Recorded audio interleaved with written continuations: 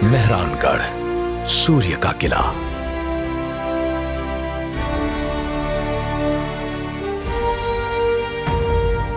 जोधपुर विश्व भर में नीली नगरी के नाम से प्रसिद्ध है।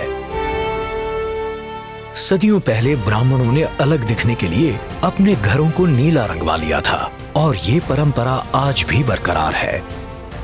जोधपुर मारवाड़ साम्राज्य की राजधानी था, जो अब राजस्थान का हिस्सा है। 20वीं सदी की शुरुआत में मारवाड़ करीब 1 लाख स्क्वायर किलोमीटर में फैला था, यानी स्विट्जरलैंड और नेदरलैंड्स के मिले जुले क्षेत्रफल से भी बड़े इलाके में। मारवाड़ थार रेगिस्तान तक फैला था। पूर्व और पश्चिम की कीमती चीजें मध्य एशिया और यूरोप के बीच मौजूद ग्रेट ट्रेड रूट पर यहीं से होकर जाती थीं। मारवाड़ पर राज था राठौड़ वंश के सूर्यवंशी राजपूतों का, और इसी वजह से उन्होंने अपने गढ़ का नाम रखा मेहरान, जो संस्कृत शब्द मिहिर यानी सूर्य से बना है। लेकिन मारवाड़ और उसके सूर्य दुर्ग के निर्माण के पीछे है एक लंबी कहानी। राठौड़ मारवाड़ के मूल निवासी नहीं थे, वो मध्य भारत से आए थे। राव सिहाजी इस वंश के संस्थापक माने जाते हैं। वही अपने पूरे कुनबे के साथ मारवाड़ में आए थे। करीब 800 साल पहले राठौड़ रेफ्यूजीज की तरह मारवाड़ पहुंचे। उन्हें अपना घर कन्नौज अफगान हमलावर मोहम्मद गोरी के हमले के बाद छोड़ना पड़ा। एक पेंटिंग के मुताबिक 1226 में वो एक नई जिंदगी की तलाश में पश्चिम की ओर निकले। कई साल बाद मारवाड़ पहुंचे और समय के साथ वहां के शासक बन गए। सन 1459 में राठौड़ राजा राव जोधा ने मेहरानगढ़ किले का निर्माण शुरू करवाया। राव जोधा को लगा कि अब अपना किला और अपनी राजधानी बनवाने का समय आ गया है। उन्होंने इस इलाके में तफ्तीश शुरू की। उनकी नजर एक पहाड़ी पर पड़ी जिसका नाम भाकर चिड़िया यानी पक्षियों का पहाड़ था। बीहड़ रेगिस्तान में वो एक विशाल मीनार की तरह खड़ा था। भाकर चिड़िया पहाड़ 400 फुट ऊंचा सीधी चढ़ाई वाला एक लुप्त ज्वालामुखी था, रणनीतिक रूप से बेहतरीन। लेकिन इस पर किला बनाने का मतलब था इस विशालकाय पर्वत से लाखों टन चट्टानों की कटाई। शुरू हो गई इंसान और पहाड़ के बीच जंग।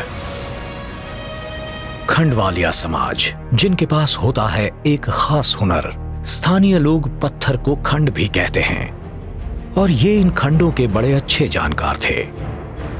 स्थानीय ज्ञान और मामूली औजारों से शुरू हुआ एक महानिर्माण। ये लोग पत्थर को ठोककर उसके वाइब्रेशन की आवाज सुनते, जिससे उन्हें पता लग जाता कि चट्टान में फॉल्ट्स कहाँ हैं। फॉल्ट्स मतलब चट्टान में पड़ी वो दरारें जो उसे कमजोर बनाती हैं। खंडवालिया लोगों ने आवाज सुनकर चट्टान की दरारों का पता लगाने का हुनर पीढ़ियों से सीखा था। धीरे धीरे खंडवालियों के हुनर ने पर्वत को काटकर एक नया आकार दे दिया।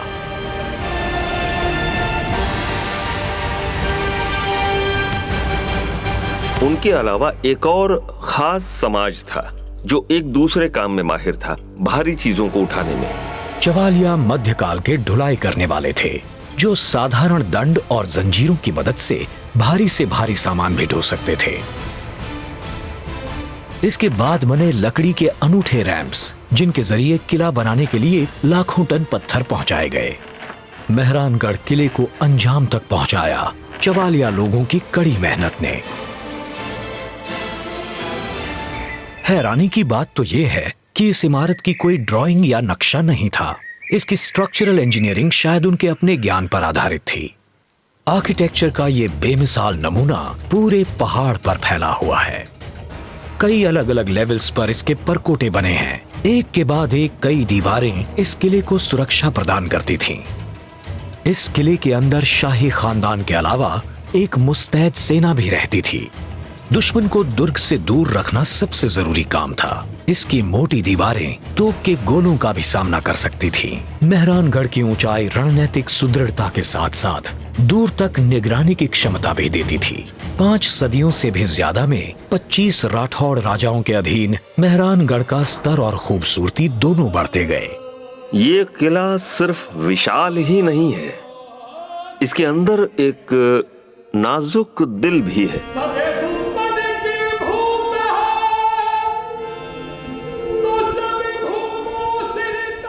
महल, खूबसूरत बाग, कला, ये है राजपुताने की शान की एक अनुपम मिसाल।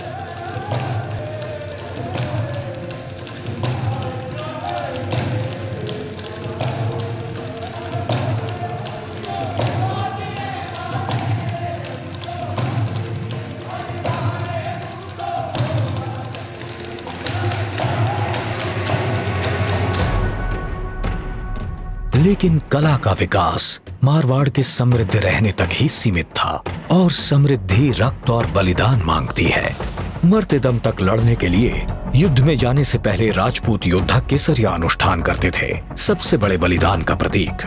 ये बहुत ही दुखद रस्म थी। जब राजपूतों को लगता था कि हालात उनके खिलाफ हैं और जीत संभव नहीं, तो आत्मसमर्पण की बजाय ये उनकी आखिरी जंग होती थी। उन्हें मौत कबूल थी, अपमान नहीं। राठौड़ राजा अपने योद्धाओं के साथ बैठते, अपने शाही हाथों से अपने वीरों को एक नशीली दवा देते थे। इसके बाद वो अपनी खूबसूरत पगड़ियां उतार देते और उसकी जगह कुर्बानी के जज्बे को बढ़ाता केसरिया साफा बांध लेते। लोग अपनी वफादारी दिखाने के लिए अपनी तलवार महाराजा के सामने रख देते, फिर उसके ऊपर एक टीका लगाया जाता था। इसके बाद वो अपने आखिरी युद्ध के लिए निकल पड़ते। सन 1741 में मेहरानगढ़ के ये राठौड़ अपनी मौत को गले लगाने गंगवाना के युद्ध के लिए निकले। राजपूताना खून की यही शान थी। इनके शौर्य की गौरव गाथा आज भी इस सूर्य दुर्ग मेहरानगढ़ में शान से गूंजती है।